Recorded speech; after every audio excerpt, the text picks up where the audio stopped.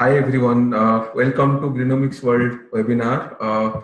Very good evening and whatever the time. So today, currently we are having around 125 people who have registered and more sign-ups are coming. We have people from, as per the statistics, from different countries, from Africa, India, from Southeast Asia, few from the Europe and the USA. Welcome everyone to Greenomics World webinar today. So today we are going to discuss on from a solar airplane to 1,000 clean and profitable solutions to protect the environment.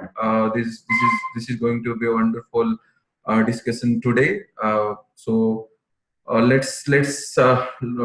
little bit about Solar Impulse. So I think it's a buzz. Everybody knows about Solar Impulse being more than a mission all the time, always creating solutions that protect the environment in a profitable way. Today, through this webinar, we have our guest, Mr. Willem from Solar Impulse, who is looking after the investor relations. And he's going to talk about, give a little bit idea about the Solar Impulse Foundation, its activities, info on business of creating solutions that protect the environment, and then bringing together protection of environment and financially viable solutions, and giving them recognition as well as funding options. Then how these ideas can impact the business. These are the few topics which Mr. Willem today will be explaining to us. Then just to talk a little bit about Willem van Asset. He's a Dutch national, currently associated with Solar Impulse, having his, having lived his life across the world, particularly in Asia, and speaks English, Dutch, French, German, and Mandarin. So, welcome, Willem, to the webinar today. Very much welcome. And he's currently managing the investor relations for the World Alliance for Effective Solutions and initiative of the Solar Impulse Foundation, and more of a sustainable professional, works for the climate change. So welcome, Willem, to the Greenomics World Webinar Studio today. And today he's going to explain. From here, I'll ask Willem to share his screen and start his presentation to the whole audience. And at the end, I'll ask all the viewers today to put their questions in the platform so that I can direct all the questions and queries to Willem at the end, after he presents the whole idea of 1,000 clean and profitable solutions to protect the environment. Thank you. And Willem, can you just start sharing your presentation and speak on it? Welcome to the webinar platform. Thank you, Ashish, for this fantastic introduction. And I'm sharing my screen as we speak. I hope that it's visible. Is that all good?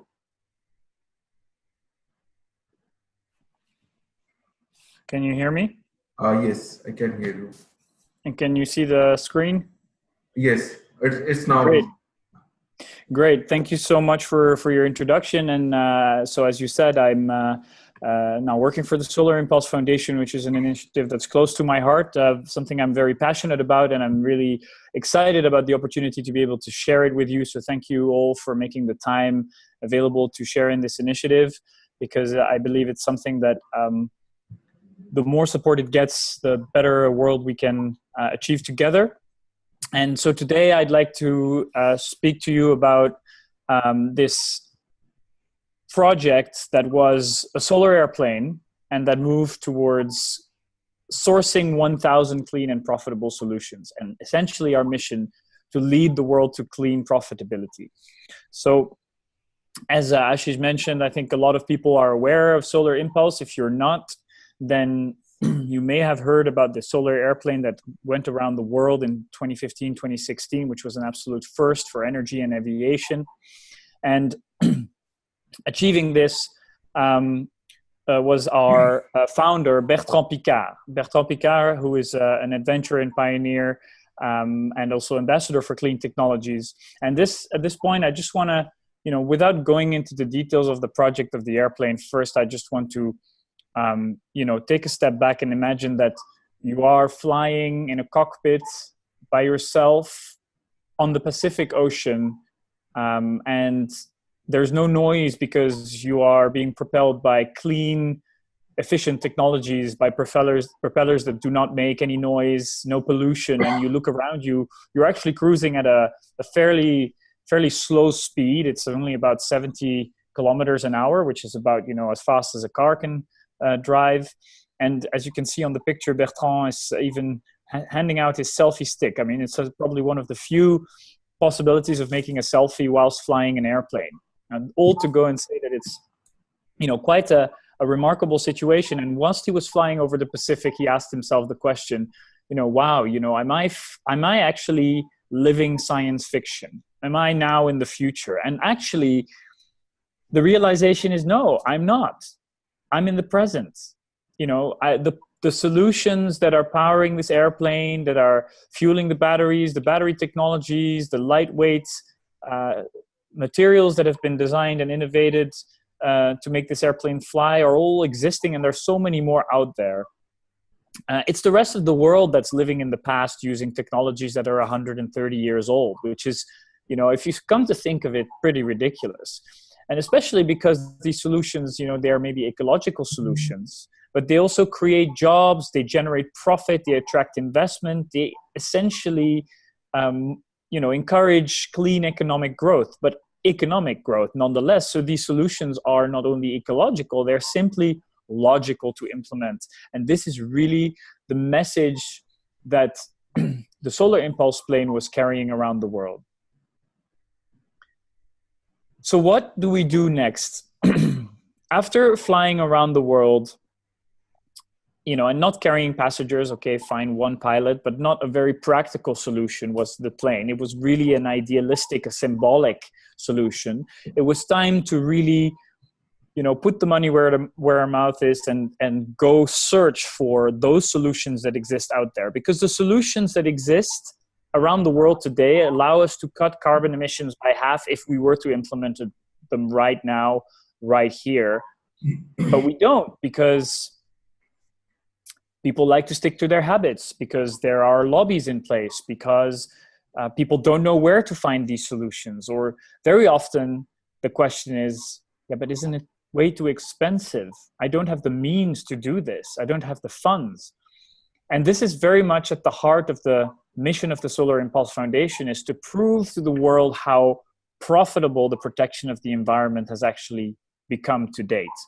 And in order to do that, we decided to launch the challenge to find 1,000 solutions that are at the same time economically profitable, but also have a positive impact on the environment.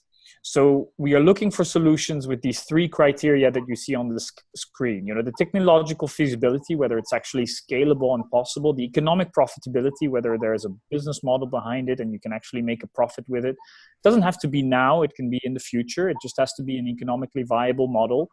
And then, of course, is it environmentally responsible, and also are there socioeconomic benefits? Because if it's good for the planet but it's way too expensive for the consumer, it's also not going to work. So all these socioeconomic benefits are also taken into account. And then if you say, okay, let's find 1,000 solutions, how do we actually decide that they answer these three criteria? So that's why we decided to create a label, the first label that really focuses on both the environment and the profitability.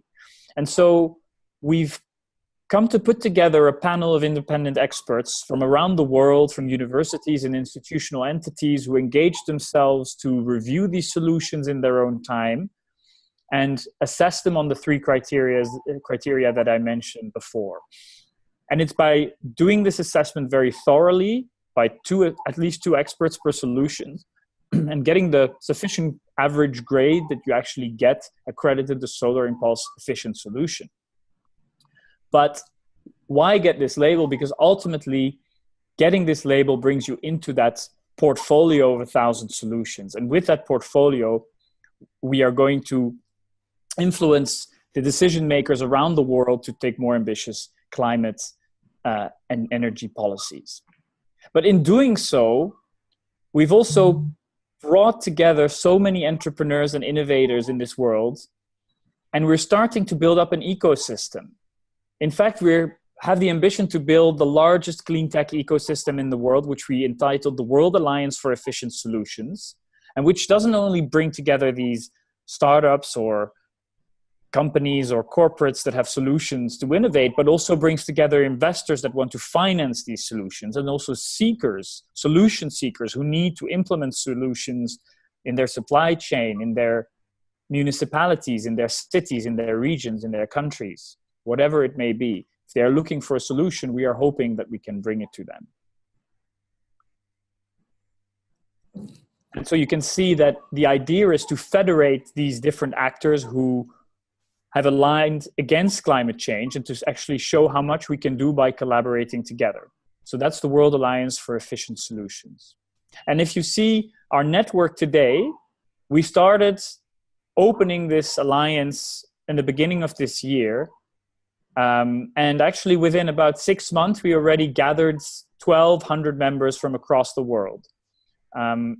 We do have quite a lot in Europe, but we are reaching out to places like China and Australia and North America and Africa and South America to really make people understand that you can join this alliance. And by the way, it's completely free. There's no membership fees. It's all about joining a movement and doing work together to make a better world. And so ultimately, this is what I said. It's about taking these solutions around the world and showing the decision makers that they actually can be much more ambitious in their energy targets and environmental policies. It's not only the political decision makers at an international level, but at a national level, at a local level, and also in industry. And you think, okay, why can we actually go to the United Nations and go to heads of states and show them these portfolios? What right do we have? What right of passage do we have to do this? And how are we able to do that? And how are we able to get corporate companies to give us money to actually do this, give us a mandate because they believe in the job that we're doing and they would like to be a part of it and associate themselves with it? It's because we need to take a small step back and look at where the legacy of Bertrand Piccard actually comes from. It's pioneering spirit that started over 100 years ago. If you go back to the grandfather of the initiator of our foundation, his name was Auguste Piccard, and he was a famous Swiss physicist. He's actually the first person who went into the stratosphere and the first person in humanity who saw the curvature of the Earth with his naked eye. And he really paved the way for modern aviation, because when he went into the stratosphere, he did so with the first ever pressurized capsule, which was the first prototype of the pressurized cabin that we use today, every day, to fly around the world. So that was true innovation. And he put that to use to make a submarine entitled the Bathyscaphe, which his son, Jacques, used to go to the deepest point of the ocean on Earth, known as the Mariana Trench in the Pacific Ocean. And he was the first person that was able to show that there was life at the bottom of the ocean, and actually an instrumental piece of information and argument to convince the United States government not to dump nuclear waste at the bottom of the ocean. And when Bertrand Piccard grew up, he thought of himself as coming too late to this world because there was nothing anymore to be achieved and discovered, because everything had been done. People have gone to the moon, people have gone to the bottom of the ocean, they've gone into the stratosphere. And yet he found a new challenge, which was to fly in a hot air balloon around the world. And he was actually the first with his companion Brian Jones to fly non-stop around the world, winning this race from Richard Branson. And it's when he landed in the Egyptian desert after 20 days of flight that he only had a fraction of the fuel left to propel him into the air, that he realized how dependent he was on the fossil fuels that were making him fly in this hot air balloon. And he said, the next time I go around the world, I do it without any fuel at all. And that's how the Solar Impulse idea was born, to create a solar airplane that could not fly only on solar energy, but that could fly on solar energy day and night, and therefore in perpetuity, potentially. A lot of people told him he was crazy. Nobody was going to help him. He talked to the CEO of Boeing, who said, he said, "Are you going to help me?" The guy answered, "Of course not, because we need to protect our status quo, right? We need to protect our industries. Why disrupt them if we can live off them right now? There's no need to change." So he turned to other parties and worked very hard with the Polytechnical University of Lausanne and found sponsoring money in different industries, and managed to do a feasibility study. And slowly but surely, this project became a reality.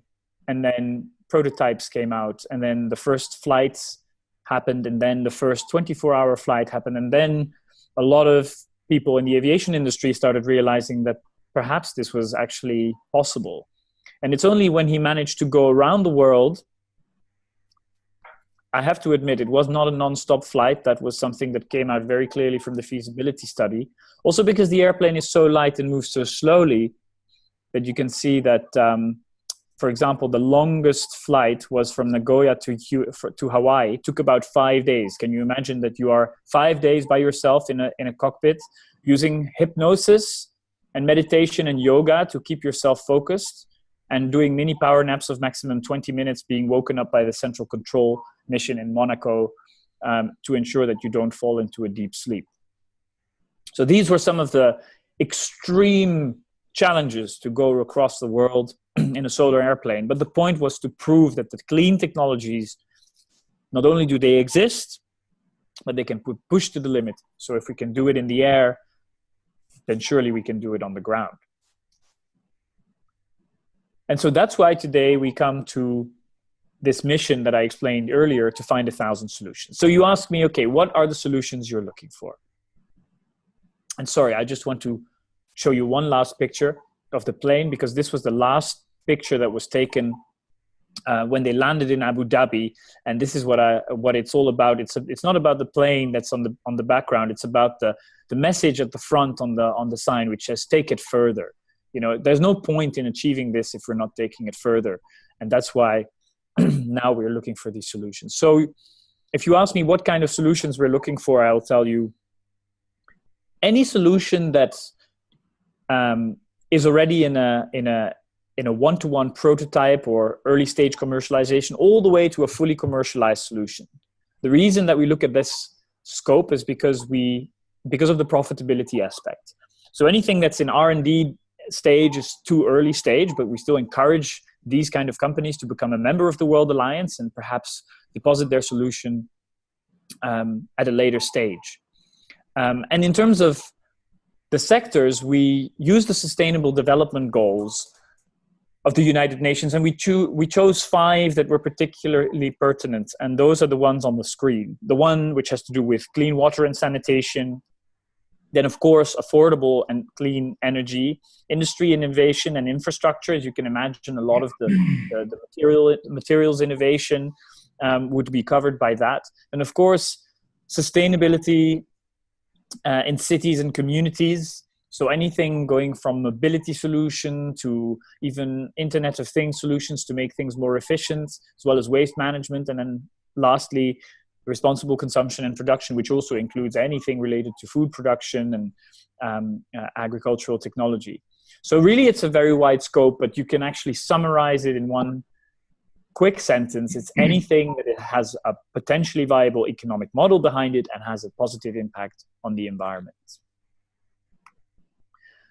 So if you are a member of the World Alliance and you are an innovator, you can submit your solution, which is a process. You fill in a quite a detailed questionnaire about what your solution is and how it works and why it works, why it has an impact, etc.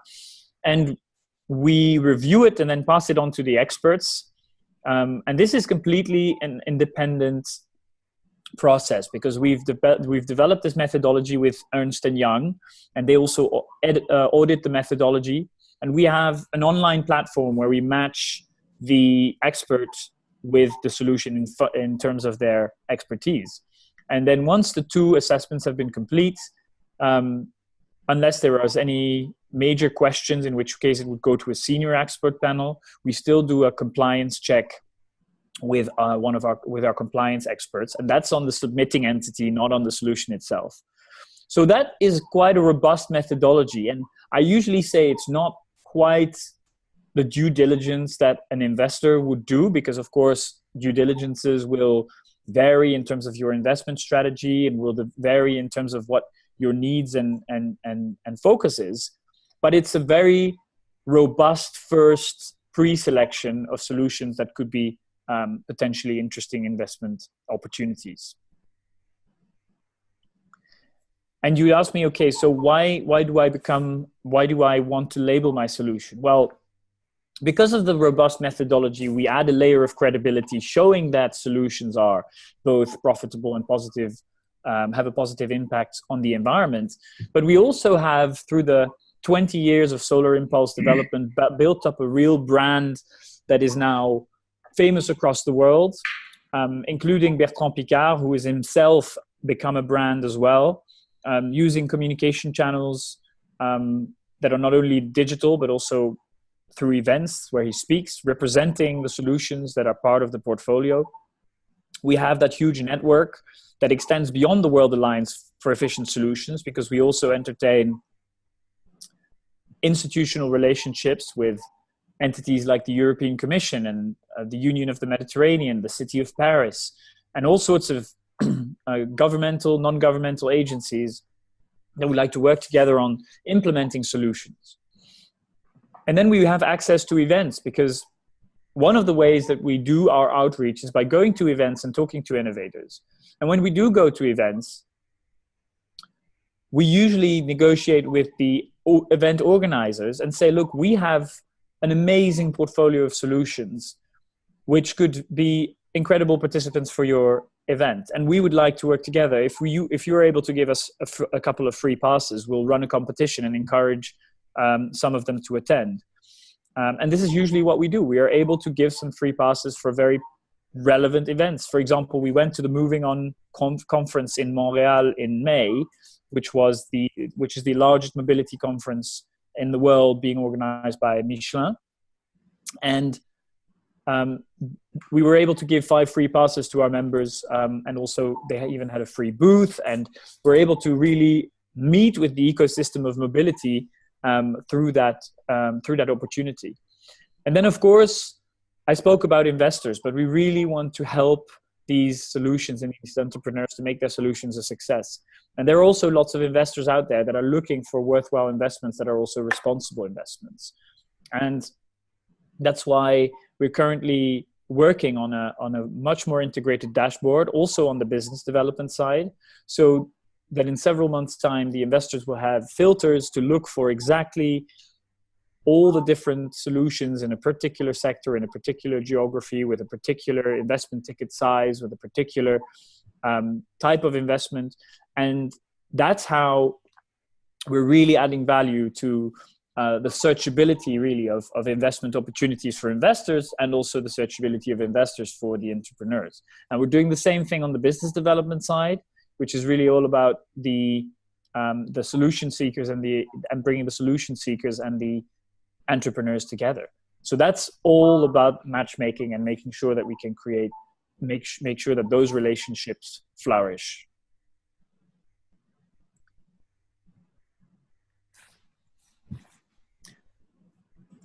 So now that I've explained a little bit more about the whole process, I think it's time to tell you a little bit about the solutions. And I don't have the time to go into detail of all the solutions. And just for your information, we're not at 1,000 yet. So we still have a long way to go, and we will not stop at 1,000. But we have 50 that are so far completely published on the website. We have about 400 that are currently under assessment. And we're continuing our outreach efforts to make sure that all the potential solutions that could benefit from our program can join it. So one of the solutions I want to talk to you about is Bound for Blue. This one really captured my imagination because it's really a solution that's on the one hand, very scientific, sci-fi, if you look at it. But then when you hear the story behind it, you start thinking, actually, this could work. And so Bound for Blue is a Spanish company that have developed a rigid wing sail to put on existing tanker vessels, leveraging the wind on their journeys to reduce the fuel consumption. And so, I mean, a lot of people would say, well, that's ridiculous. We're not going to put sails on a tanker. But actually, there's one really important thing at play, which is that the maritime industry is one of the most polluting industries in the world, and also the most unregulated industries in the world, because, of course, a lot of these vessels go across international waters where there is not much regulation going on. And of course, coming with emissions that are far greater than any of our diesel cars are able to produce together. And that's because of heavy fuel oil. And when you refine crude oil, you get all the different oil and gas products, including the bottom layer, which is the most coarse, the cheapest, the residue that remains at the end, which you can burn in big big tankers, and really that's what they use. But it's incredibly polluting. But the good news is that the International Maritime Organization has said that by 2020 everybody has to move to marine gas oil, which essentially is a maritime version of diesel, which is much cleaner, but is also almost twice as expensive. And when you operate a vessel, up to 80% of your costs, of your operating costs, can be the fuel costs. So if you're going to double that in price, that's a serious problem. So this is an opportunity that Bound for Blue is leveraging, because solutions need to arise. And so what they've done is they've, through a feat of clever engineering, they've created a rigid wing sail. So it's not a flexible sail. It's completely rigid, but it is foldable through a mechanical structure. And that's where the technology lies. And it's also completely automated, because it would be ridiculous to reduce fuel costs by putting something on there that needs human resources to operate. So it's completely automated, foldable in case of bad weather. And it can save from 10 to 40% of fuel, depending on the journey, the weather, the wind direction, and all those different conditions, but nonetheless significant. And it's also lightweight. All the materials that are used are materials that are conventionally used in the maritime industry, so there's not much fear of degradation. They're orientable to leverage the wind direction. They're very low maintenance. And actually, you have a return on investment within 5 years. So that's not too bad. And the interesting thing is that these guys have received a lot of attention, got several rounds of financing going on, and have now 2 pilot projects that are about to begin. They've done land testing, and now soon they will have some concrete prototypes on the way, one of which is a vessel part of a fleet of 35. So if that's a success, there's a very big chance that the fleet will implement it on all its vessels. And the interesting thing is, if you implement this, you can reduce fuel consumption by over 2,000 tons a year and save €1 million a year. So that's the equivalent of basically saving, 2,500, the fuel of 2,500 diesel cars. So it's some very impressive statistics, and they're hoping to break even in 2020, 2021. So this is one of the solutions that personally I find very inspiring, and of course I hope that it's going to be a big success. Another solution is called LightFi. LightFi basically has looked at the 14 billion euros of wasted funds in terms of energy consumption that's just used without being used, really. And that amounts to 42 megatons of CO2 that's emitted just because of heat, ventilation, and air conditioning and lighting. They have a very simple solution, which consists of some sensor devices that are interacting with Wi-Fi, And essentially what they do is they calculate, because everybody has a smartphone these days and everybody has a Wi-Fi signal coming from their smartphones unless they're switching their Wi-Fi off, but usually they don't, which means that you can track how many people are in the building just on the basis of a Wi-Fi signal coming through. And through some plug-and-play installation, they're able to create something that doesn't require any rewiring, that's long range, has a very low return on investment period, only less than 1 year, and allows you to control heat, ventilation, and air conditioning in a completely optimized way with incredible results because of that. So the Cambridge University did a test where this was installed, and it was not across the whole of the university, but just in a 200 square meter auditorium. And you can see that the energy used before is drastically higher than the energy used after. Lights were never left on overnight. There was a 57% saving in energy, and equivalent of 3 tons of CO2 saved only in this one auditorium. So you can imagine that if something as simple as a plug-and-play device with a few sensors is able to give you these kinds of saving, I mean, it's a no-brainer. Same for ventilation, 41% savings, 2.2 tons of CO2 saved. And what's even more interesting is that these impacts are not only on the energy consumption, but they're highly impactful on the productivity of the staff. So you can see that, you have the famous afternoon slump where people, after lunch, they kind of lose their productivity, they get a bit tired, they kind of fall asleep. And the lack of the lack of productivity is also because the air quality tends to be the weakest in a building in the middle of the day when most people are present. So based on the amount of people, the ventilation is increased or decreased, optimizing the air temperature, optimizing the air quality, and really increasing or at least avoiding a 29% loss in productivity. There are some studies that show that actually in some periods of the day, productivity is actually halved, which essentially means if you have 50 employees working for you, they're really doing the work of 25 employees. So again, with a simple plug-and-play device, able to both reduce your energy costs, but also improve the productivity of your workforce is incredibly powerful. So here are just a few, a few figures on your return on investment, and if you look at, of course, depending on the situation, if you have a return on investment that is, just a year and a few months, that's an incredible investment. So it's really a no-brainer to install something like that. Now, another solution I want to talk to you about is Voodoo. Voodoo is a French company which have set as its mission to redesign, re-engineer the next generation of advanced wood materials to really revolutionize the building industry and make a much more sustainable material to use in the construction of facades.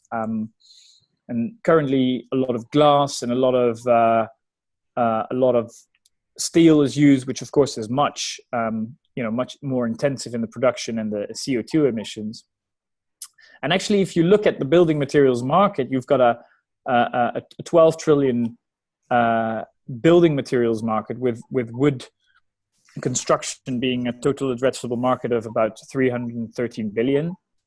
And then in that, you have engineered wood, which is only still a fraction. So there's an enormous potential for growth, especially if you consider that the materials industry currently emits 2.5 billion tons of CO2 every year.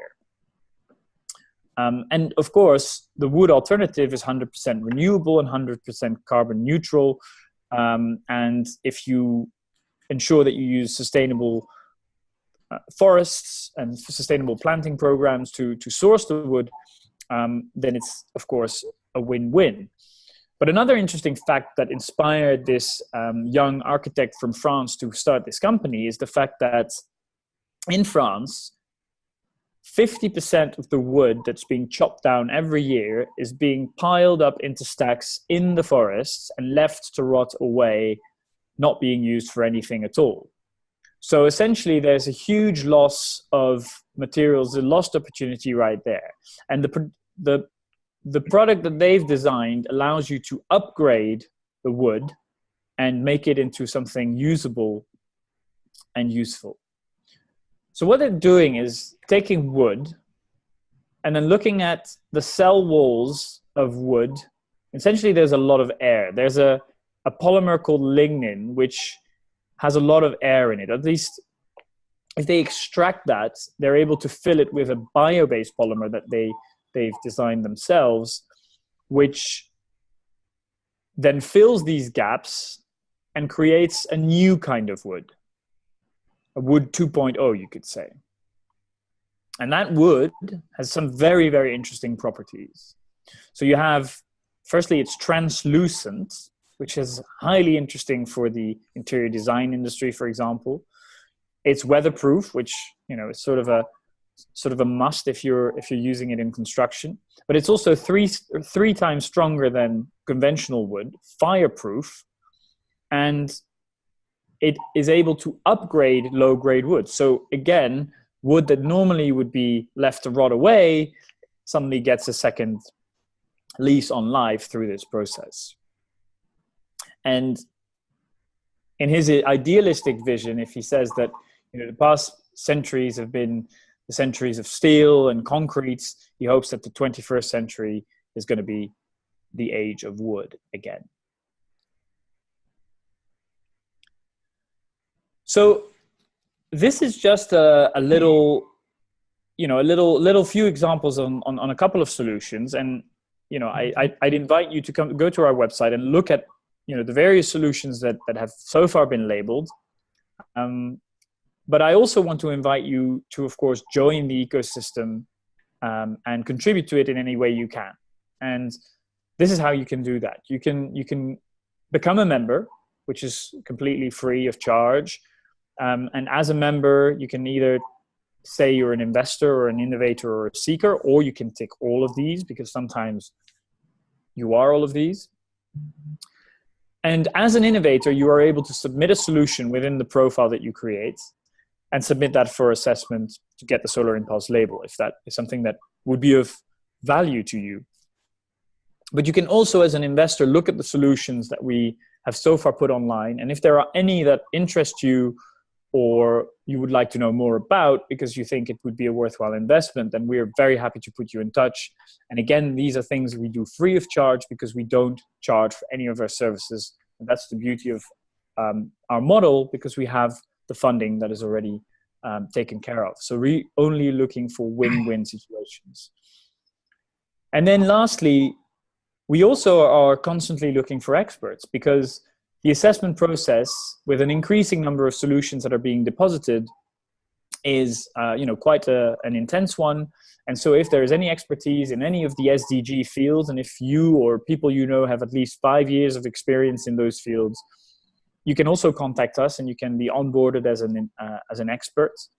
You can create a profile. There's an onboarding webinar.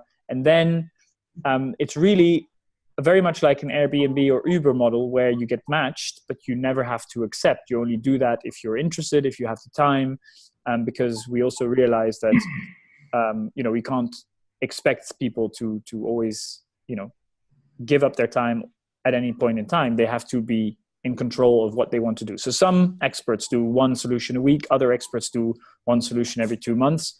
It's completely up to you, but these are some meaningful ways in which you can contribute to this movement, to this initiative. And I'd be very happy to answer any questions and welcome you into the Solar Impulse ecosystem, because I think we can do so much more together. Thank you very much. Ashish, back to you. Thank you, William, for this wonderful detailed presentation on all your activities and what you have.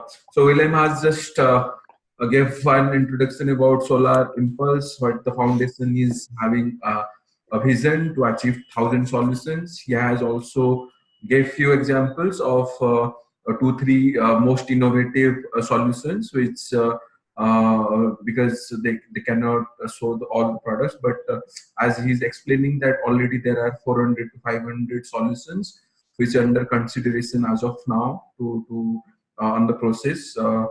So thank you, Willem, for this wonderful presentation of yours. Then now I'll ask you few questions to go ahead. Sure.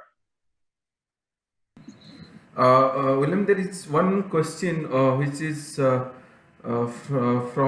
Siddharth. He's from India. He is having a little bit concern. It's not more of a question. It's just a concern you can have. You. So he's asking how long till we will see electric vehicles as mainstream. Now the ones that are commercially viable are either too costly or too inconvenient to use, mostly in developing nations. Why don't these big companies not using cells that Tesla uses? It has been ages since we have not advanced enough in battery technologies. Do you have any comments for this? So was your question about how long it's going to take to be mainstream? Is that yes? Was that the question? How long it will take to be mainstream, and also is there any apprehensions that few new technologies is going to disrupt the market going forward, at least in the storage space? So I think that there's definitely a very, very strong push for EVs going on at the moment, and I think India, for example, has really made a case in point. I think it was 2030 that they envisioned all the EVs sold to be all the automobiles sold to be electric. So there's a strong political will to move to electric, which is accelerating the change. But of course, there are some very strong infrastructural issues because that you need to have all these charging stations that are being installed. So I think we're getting there because I'll give it another 2 years before we get electric vehicles that actually have ranges that are convenient for us. Right now, it's still too limiting unless you're driving a Tesla. But I think the one crucial thing is that the energy mix in terms of the auto industry is going to be evolving as well. So I think there's going to be a huge trend which is going to be shared mobility. I know everybody's talking about it already, but it's especially with the autonomous vehicles coming up, it really makes really puts the whole question of ownership at the forefront. Why would you own a vehicle if you can make use of services to go from A to B, and essentially having almost a public transportation system that is replaced by autonomous vehicles driving as sort of Uber-like entities without drivers. So that's one of the things, but also hydrogen fuel cells technology is really coming into the mix. There are a couple of our members who are very busy developing infrastructure and technology for that. In particular, also in the forklift drivers industry, the forklift truck industry. So those are very fertile testing grounds for hydrogen fuel cell solutions. And I think that in the future, it's not like we're going to have either or. It's going to be a true mix of all these things. Actually, in the meantime, there are also some very interesting transitionary technologies. One of our members, for example, has developed a device that can be implemented on diesel cars, injecting hydrogen into the combustion chamber and actually creating a much more complete combustion, and therefore reducing the emissions of the car. So those are technologies that are retrofittable on existing diesel cars whilst we are waiting for the transition to be completed. So I don't know if that answers your question to some extent, but I think, to be a bit concrete, I think give it another 2 years before we get before we get cars that are actually practical to drive, and then we'll probably need another few years to really get it mainstream in the sense. But I think that if you look at 2025, the electrical vehicle market will be huge. Okay, so Siddharth, as per Willem, by 2025, this market is going to be really huge and solving a lot of and bringing a lot of change, at least in the transportation sector. William, there is another question for you. He is Nadeem from Dubai. What he is asking is, what is the timeline to get the recognition once we apply at Solar Impulse? Uh, is there Okay, so any that's a timeline good which? question, Nadeem. Essentially, it depends on several things. It depends on how quickly you're matched to experts. It depends on how available the experts are, and then it depends on whether there are any issues with your assessment or not. Essentially, it can be as quick as 2 weeks, but it's also happened that we've, for example, Bound for Blue that I showed you had to wait for 1 or 2 months because we had an issue finding the right experts for that specific case in point. If the experts are already on our panel, then there's no problem at all. But sometimes we come across solutions that are so innovative that we really need to go at lengths to find experts that are able to assess these solutions. But I think a fair estimate would be to say anything between 2 and 5 weeks. So that's essentially about the time that it takes. Yeah. And then, of course, one thing that I do need to mention, if for example, you fill in the assessment form and it's not complete, then we'll give you feedback as to how to make it more complete, and you get another 2 weeks to amend it. So that sometimes adds some time to the procedure, but it also allows you to submit as complete as possible a submission. Okay, great. There are another two questions we'll take. I know that William, there are a lot of questions, and another question is from John Karuna. He's from Sri Lanka, and what he's asking. I am an entrepreneur from Sri Lanka. My company focuses on agriculture. Is there any solutions that Solar Impulse has come up on smart agricultural practices? So I don't believe that we have, as to date, any solutions that really pertain to smart agriculture. Is because I'm assuming that by smart agriculture you mean sort of the IoT type solutions where you really integrate sensors and communication devices into the agricultural practices.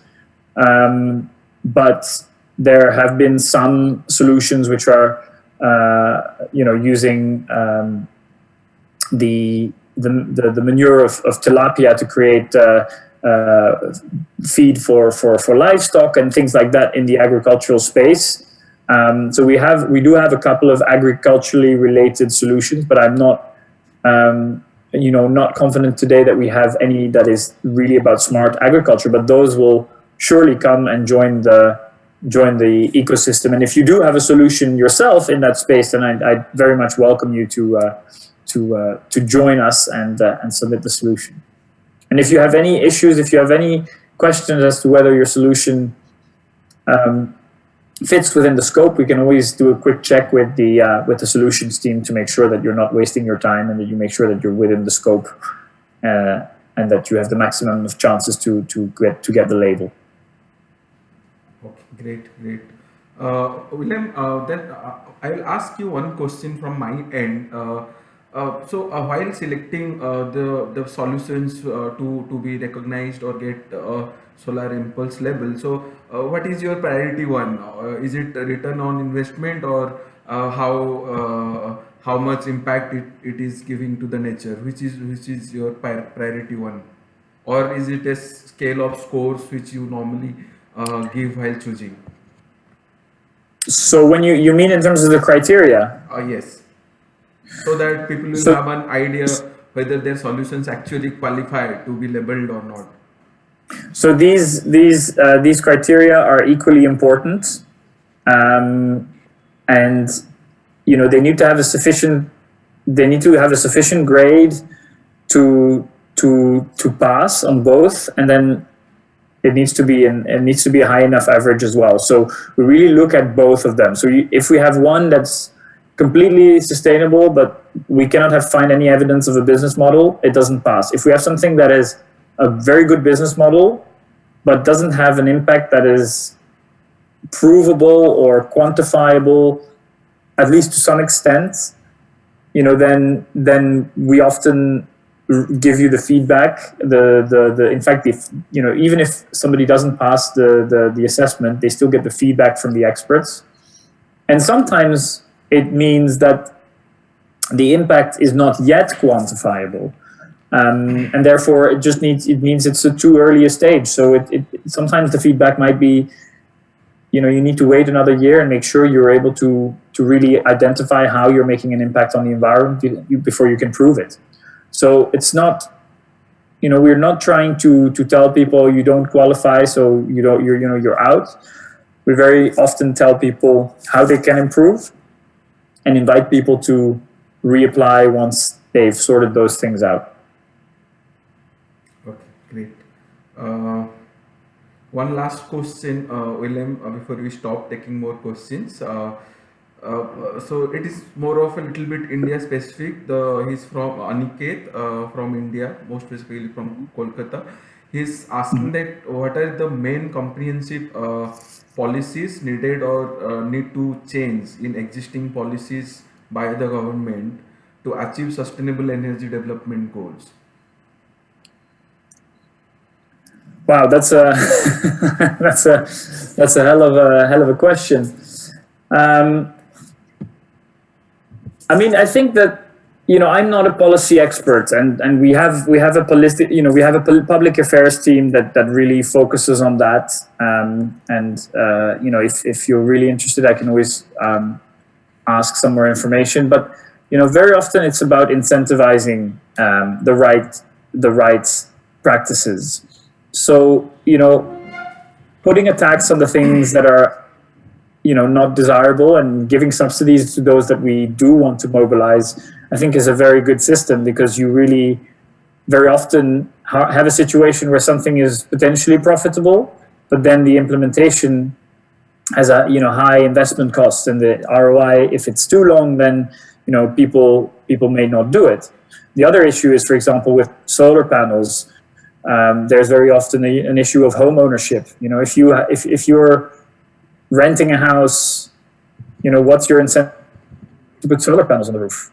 So in the Netherlands, for example, we're seeing movements that are, we're seeing legislations that's moving towards systems where the solar panel installation is linked to the house, and no matter what. So if you are an owner and you sell the house, then people are paying also for that installation, and it's transferable. So in that sense, that you can make the investment without the worry of how long are you going to be living there, or there's an incentive essentially for everyone to do it. So I think those kinds of nudges are incredibly powerful to bear in mind.